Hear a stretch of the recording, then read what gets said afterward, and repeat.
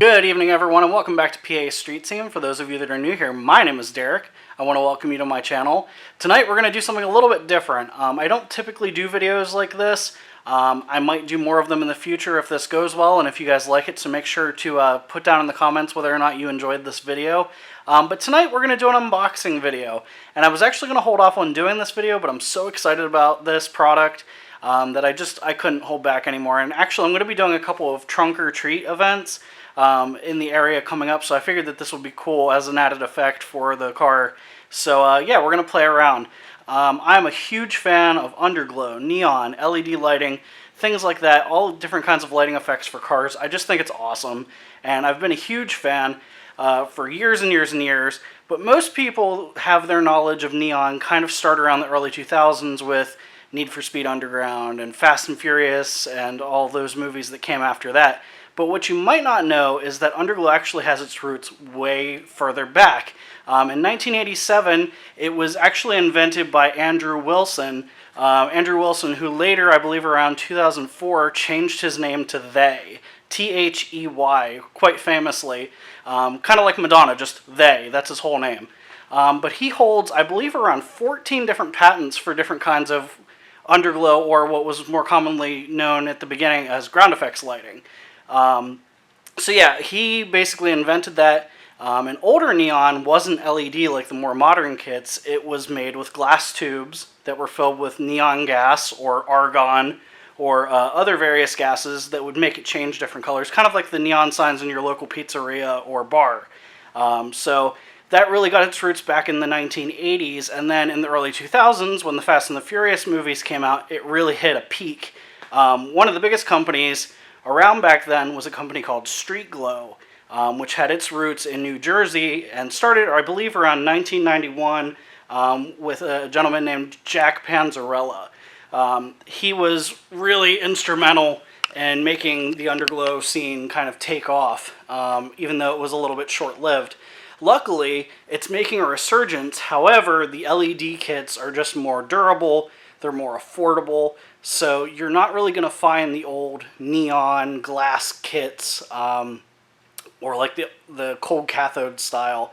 However, StreetGlow is back, and they're actually offering up a lot of LED kits, but they've reintroduced their Gold series, which was kind of like the peak of what you could do with those tubes. They're glass tubes encased in Lexan, and just really awesome kits. Unfortunately, for someone who's like me and wants to buy one, they're around $600, and that for me is just not in the budget for something like Underglow, as much as I love it.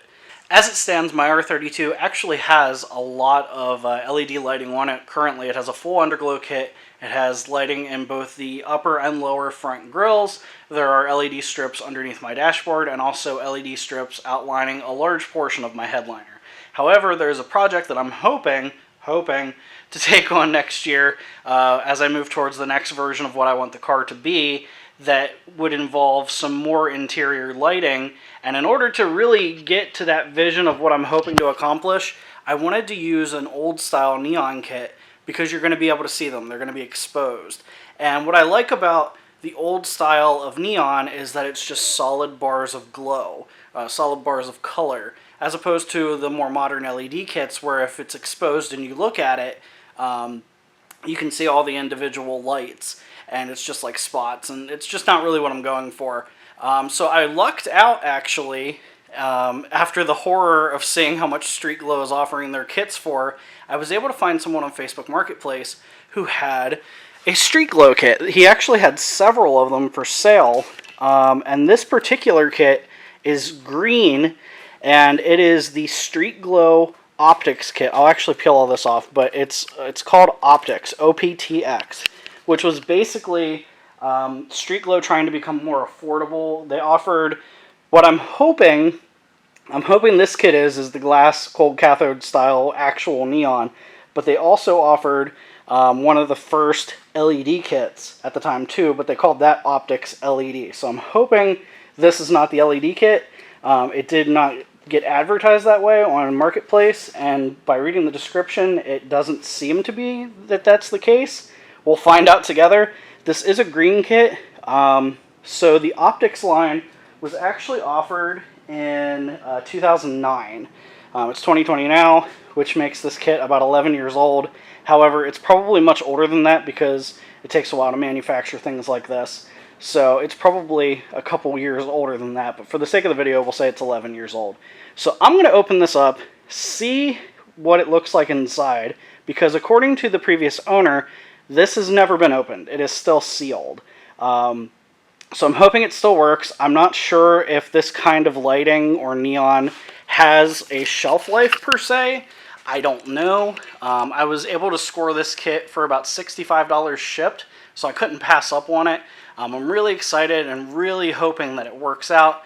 I think it'll be fun. I'm going to put it in the back of the car during a couple of the trunk retreats just to give the car a blue and green glow inside.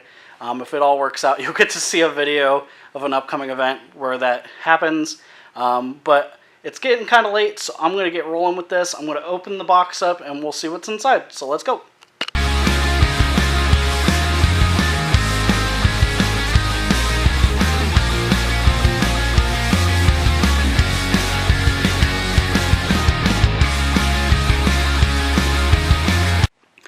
Alright, so I got it unpacked, and I am pleased to announce that it is the glass tubing. Let's kind of focus it in here so you can see it's like a Lexan tube with a glass tube inside. The milky tube is the glass. The perfectly clear is just the Lexan. And that's meant for if it's mounted outside the car so it can be protected against like rocks and things like that. It does appear to be brand new. Everything was in the plastic. I actually took this out myself off camera. Whole bag of hardware and hangers. I'm not sure how brittle they'd be, so luckily we're not going to need to use them. It came with extra wiring to add length. Once again, my camera doesn't want to focus. There we go. Some hardware for the controller box. All 4 tubes. I believe 2 of them, let me double check the box, I believe 2 of them are 30 inches and 2 of them are 48. Yeah, 2 30 and 2 48s. So obviously the 30s will be for the front and back if we were using them for their intended purpose, and the 48s will be for the side. And then everything runs into this control box, and I basically just put it together well enough to test it. If everything goes according to plan, I will take it back apart tomorrow and do some soldering and proper connections on it. But I'm too excited, and it's getting late, so I just put it together well enough that it would be safe and that we can test it. So I'm going to take this outside. There's wires running from the control box that goes straight to the battery for the negative, and then the positive runs through a flip switch and a fuse, which were actually already pre-mounted, so you don't have to worry about me having done that incorrectly. So yeah, here's the fuse. Why does my camera not focus? There we go. So yeah, this is all going to run, and I'm going to take it out. I have the PT Cruiser outside and it's dark, but I'm going to pop the hood. We'll touch the wires to the terminals and hope that this works. Okay, so we are outside in front of the PT Cruiser. I have the bars laying here. I know it's really hard to see. I'm working with the cell phone light, but I have the other wires in my hand. Red goes to positive, black goes to negative. So I'm actually going to put the camera over my neck and try to balance it with my abdomen while trying to get this to light up. So, let's see. Positive to positive, negative to negative. It's the moment of truth. Let's see. Do they work? This is not easy with one hand. Yes! Okay. 3 out of 4. I'm not mad at that. I would prefer 4, but I'm not going to give up on the 4th. Maybe once it's wired officially, it'll work. But nonetheless, 3 out of 4, I'm not unhappy about that. Yeah, so, not bad. Let's head back inside and we'll wrap up the video there.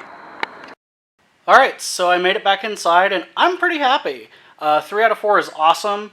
I'm still not giving up on that 4th one yet. I just want to play around with the lighting a little bit more. The way that they're kind of soldered on the ends of the connectors that go into the control box, I'm wondering if maybe some moisture got on there, because as you could see, the box, either from storage over 11 years time or just shipping it to me, got a little damp, so I'm hoping that doesn't affect the wiring, but if so, maybe it's just something that can be easily snipped off and then strip the wire back. So I'm not giving up on that.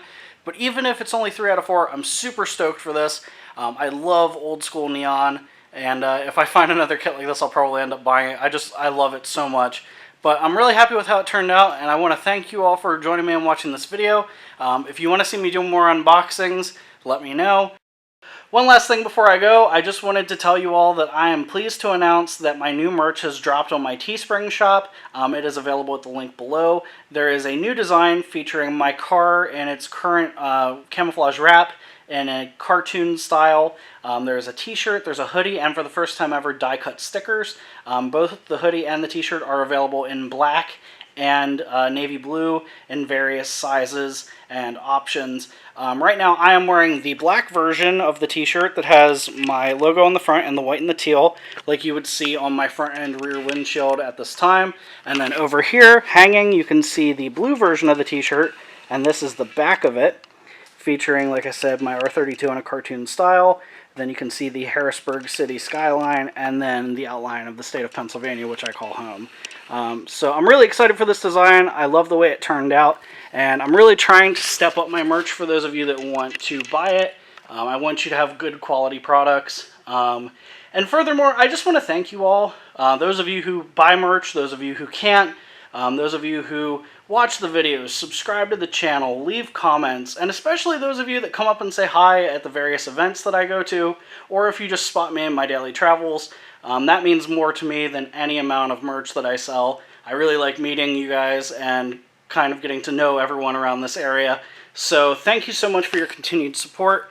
I have a lot of cool stuff planned for the holiday season as we enter into it, and hopefully, there again, hopefully, 2021 is way better than 2020. I have lots of cool plans, and hopefully they come to fruition, and hopefully I can take you guys along for the ride. So in the meantime, if you liked the video today, make sure to hit the like button, and if you haven't subscribed yet, I'd really appreciate it if you do subscribe. Hit that notification bell so you can keep up with my latest content. I try to put out 1 to 2 videos, if not more, every week, and I have a lot of fun stuff that I do, and a lot of it's crazy, so you're going to want to see it.